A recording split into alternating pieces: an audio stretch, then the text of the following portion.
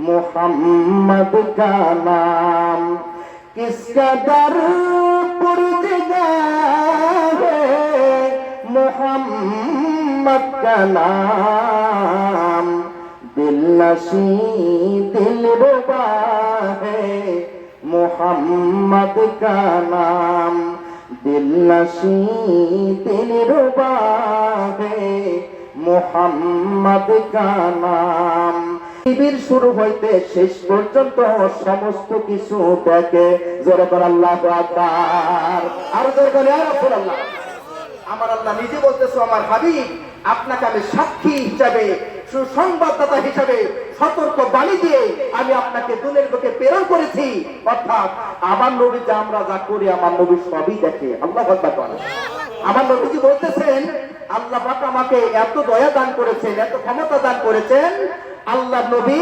হাতুর তালের মধ্যে পৃথিবীর শুরু হইতে শেষ পর্যন্ত আমার নবী সবই দেখতে পায় আল্লাহু আকবার বলেন আর জোরে করে ইয়া রাসূলুল্লাহ বন্ধুগণ আমার এই আয়াতের মধ্যে আল্লাহ পাক আরো বলতেছেন যে আল্লাহর অনুমতি কর্মে তার দিকে আহ্বানকারী রূপে এবং উজ্জ্বল প্রদীপ হিসাবে আমার আপনার নবীকে আল্লাহ প্রেরণ করেছে জোরে কোন আল্লাহু আকবার এই প্রদীপকে দুনিয়ার কোন কাফির ইহুদি নাসারা বেঈমানেরা নিভাইতে পারবে না সেই ক্ষমতা আল্লাহ তাদেরকে দেয় নাই কথা বলেন ঠিক কি না আমার নবী ছাড়া আল্লাহ কোনো কাজ করে নাই আর আমার নবী আল্লাহর হুকুম ছাড়াও কোনো কাজ করে আল্লাহ আমার নবীদের শিক্ষক হলো স্বয়ং আমার আল্লাহ আল্লাহু আকবার বলেন আর সমস্ত 18 মাখলুকাতের শিক্ষক হলো আমার আপনার নবী রাহমাতুল লিল আলামিন কথা বলেন ঠিক কি না সেই নবীজিকে অন্তর থেকে মহব্বত করতে হবে জীবনের চাইতে বেশি বেশি করে ভালোবাসতে হবে তবে আপনি ঈমানদার হইতে পারবেন কথা বলেন ঠিক কি না তার কারণ জাহিলিয়াতের যুগে কাফের ইহুদি নাসারা বেঈমানেরা মক্কার মানুষেরা আল্লাহকে মানত কিন্তু আল্লাহ হাবিবকে তারা মানে নাই আল্লাহ রাসূলকে তারা মানে নাই সেই জন্য তারা কাফের কথা বলেন ঠিক কি না সেই জন্য তারা বেঈমান হয়ে জাহান্নামী হয়ে তারা কবরে গেছে আর যারা নবীজিকে মহব্বত করে আল্লাহকে পাওয়ার উদ্দেশ্য করে নবীজিকে মহব্বত করেছে নবীজির কথা মতো চলেছে নবীজির পাক কদমে কালেমা পড়ে মুসলমান হয়ে গেছে নবীজির পাক কদমে খিদমত করেছে নবীজির কথা মতো চলেছে ওনারাই একমাত্র জান্নাতের সার্টিফিকেট দিয়ে তারা দুনিয়া থেকে কবরে গেছে কথা বলেন ঠিক কি না সেজন্য বন্ধুগণ আমার নবী মানতে হবে নবী মানার নামে হলো আপনার ঈমান কথা বলেন ঠিক কি না সেজন্য আসেন সকল বলেন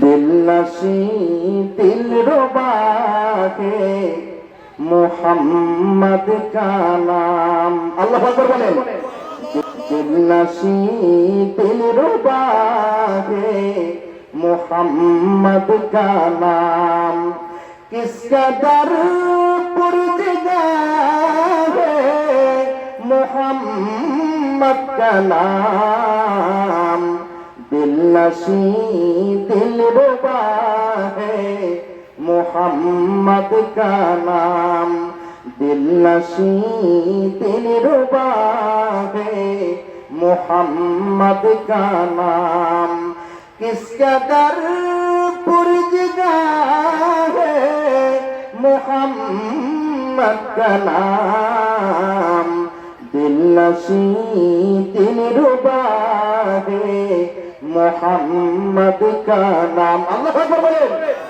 আপনি যত ইবাদত বندگی করেন না কেন আপনার দিলের মধ্যে কলিজার মধ্যে যদি আমার নবীর মুহাব্বত না থাকে ইসমে আযম এবং আমার নবীর তাজিম না থাকে আমার নবীর উপর আপনার ঈমান না থাকে আপনার পরিচিত মুমিন হইতে পারবেন না কথা বলেন ঠিক কি না বন্ধুগণ আমার সেই জন্য আমরা যখন ওয়াজ করি আমরা যখন আল্লাহর গোলামি করি কোরআন হাদিস ইজমা কিয়াসের মাধ্যমে যখন আমরা নবী করি তখন আমাদের ব্যাপারে অনেকে বলে উলামায়ে কেরাম শুধু নবী করে শুধু নবী করি আমরা কেন নবী করি আসমানি কিতাবের মধ্যে আমার আল্লাহ পাক আমার নবীজির গুণগান করেছেন আমার নবীজির জন্ম বৃত্তান্ত আলোচনা করেছেন আমার নবীজির উপরে আমার আল্লাহ রাব্বুল আলামিন মিলাদ শরীফ পড়েছে যখন আল্লাহু আকবার বন্ধুগণ আমার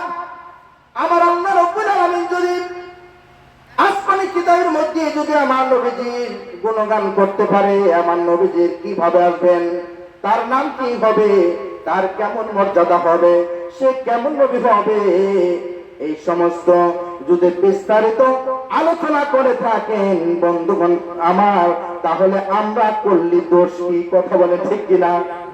আমরা করলে আমরা বেদাবি করি, শুধু নবী নবী করে। আমরা যে কেন নবী নবী করি গো বন্ধুরা, আপনাদের কোনো আমাদের সাথে কোনো শত্রুতা নাই। ঘর বাড়ি নিয়ে, জায়গা জমি নিয়ে, সম্পত্তি নিয়ে, ব্যবসা বাণিজ্য নিয়ে আপনাদের মাঝে আমাদের কোনো ঝগড়া নাই, কোনো বিরোধিতা নাই। যখন আপনার কথার মধ্যে আমার নবীজির বিদ্বেষী কথা বলেন, আমার নবীজির আপনার কথার নিশানা যখন আমার নবীজির বিরুদ্ধে চলে যায়, ওলি আল্লাহদের বিরুদ্ধে চলে যায় বন্ধুগণ আমার, তখনই আপনাদের মাঝে আমাদের মাঝে পার্থক্য যাচাই বাছাই হয়ে যায়। কথা বলে ঠিক কিনা? ওনার মধ্যে সবই আছে। এক শ্রেণী উলামায়ে কেরাম আছে, আমার নবীজির বিরুদ্ধে তারা কথা বলে, আমার নবীজির দোষ ত্রুটি খুঁজে বেড়ায়।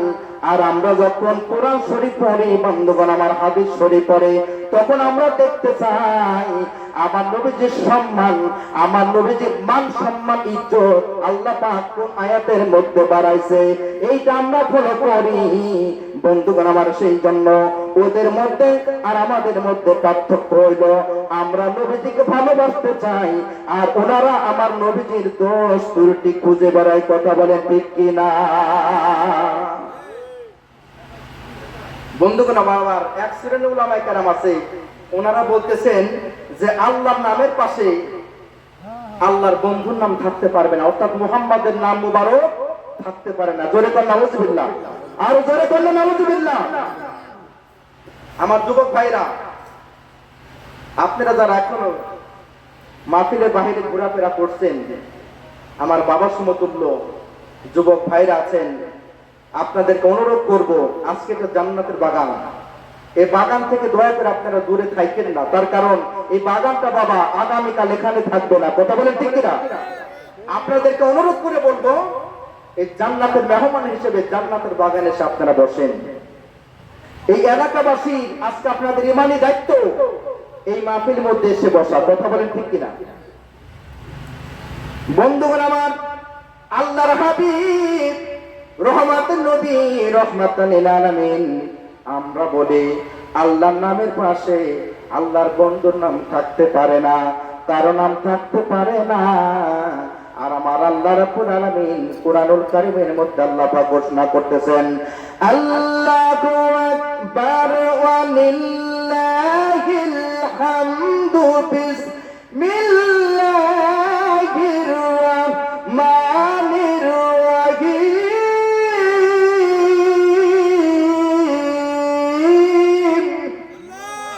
আমার আল্লাহ পাক কুরআনুল কারীমের মধ্যে আল্লাহ পাক বয়ান করতেছেন, ওয়া ইউরিদুনা আন ইউফাররিকু বাইনাল্লাহি ওয়া রাসূলি। আমার আল্লাহ পাক বলতেছেন, আমার আল্লাহ রাব্বুল আলামিন সূরা নিসার 150 নম্বর আয়াতের মধ্যে আমার আল্লাহ পাক বলতেছেন, তোমরা আমি আল্লাহ এবং আমার রাসূলের মধ্যে তোমরা পৃথক কইরো না, তোমরা আলাদা কইরো না, তোমরা পৃথক কইরো না। এইটা হলো আমার আল্লাহ তাআলার বয়ান। জোরে কোন আল্লাহু আকবার, আর জোরে কোন ইয়া রাসূলুল্লাহ। আল্লাহ নিজে বলতেছেন যে তোমরা আমি আল্লাহ এবং রাসূলের মধ্য থেকে তোমরা পৃথক কইরো না। জোরে কোন আল্লাহু আকবার। আল্লাহ তার হাবিবকে কাছে রাখার জন্য, আর আমরা দুই পাতার মৌলবি বলি যে আল্লাহর নামের পাশে আল্লাহর বন্ধুর নাম থাকতে পারবে না। জোরে কোন নাউজুবিল্লাহ। ওই ব্যক্তিদের ঈমান আছে না গেছে? যদি নবীদের প্রতি ভালোবাসা থাকতো, মহব্বত থাকতো, তাহলে তারা কঠিন কালো এই কথা মুখ দিয়ে তাদের উচ্চারণ করতে পারতো না। কথা বলেন ঠিক কিনা? সেজন্য বাবার আমার, বন্ধুরা আমার, নবীজির মহব্বত অর্জন করে আমাদের কবরে যেতে হবে বাবা। তাহলে বাবা আমাদের কোনো অস্তিত্ব থাকবে না। তার কারণ দুনিয়া থেকে কবরে যাওয়ার পরেই নবী লাগবে। কথা বলেন ঠিক কিনা? নবী ছাড়া পার হওয়ার কোনো ব্যবস্থা নাই। আমরা প্রত্যেকটা আদম সন্তান আমরা গুনাহগার। আমরা কি প্রত্যেকটা আদম সন্তান আমরা গুনাহগার। গুনাহগারদের মধ্যে ওই ব্যক্তি সর্ব উত্তম যে ব্যক্তি গুনাহ করার পরে তওবা করে আল্লাহর কাছে মাপ চায়, আল্লাহ ওই ব্যক্তিকে মাফ করে দেয়। জোরে বলেন সুবহানাল্লাহ। কোরআনুল কারীমের মধ্যে এসেছে সূরা ফুরকানের ৭০ নম্বর আয়াতের মধ্যে আমার আল্লাহ পাক বলতেছেন যে বান্দা যখন গুনাহ করার পরে আমি আল্লাহর কাছে মাফ চাই, আমি আল্লাহর কাছে তওবা করে আমি আল্লাহ খুশি হয়ে ওই বান্দার গুনাহগুলোকে নেকি হিসাবে আমি তার আমলনামার মধ্যে লিখে দেই। আল্লাহু আকবার বলেন। আর জোরে বলেন রাসূলুল্লাহ। তা বন্ধুগণ আমার, এইভাবে আল্লাহ পাক আমাদেরকে সুযোগ দিয়েছেন, আমাদেরকে আল্লাহ পাক তওবা করার জন্য সুযোগ দিয়েছেন আমার নবীজির খাতে। কথা বলেন ঠিক কিনা? আমার নবীজির খাতে আল্লাহ পাক আমাদেরকে এই সুযোগগুলো দান করেছেন। জোরে করা একটু জোরে সরে পড়ে আল্লাহুম্মা সাল্লি মাওলানা মুহাম্মাদ ওয়া আলা আলি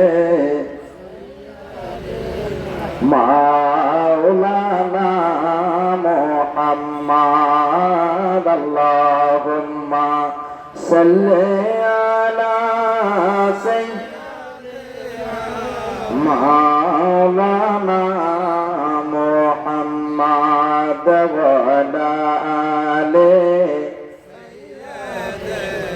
মাওলানা। নবীর চরণেতে সারা জীবন আমি থাকব। আপনারা কি থাকতে চান নবীর চরণে? সকলে জবান করে বলে থাকতে চান কিনা?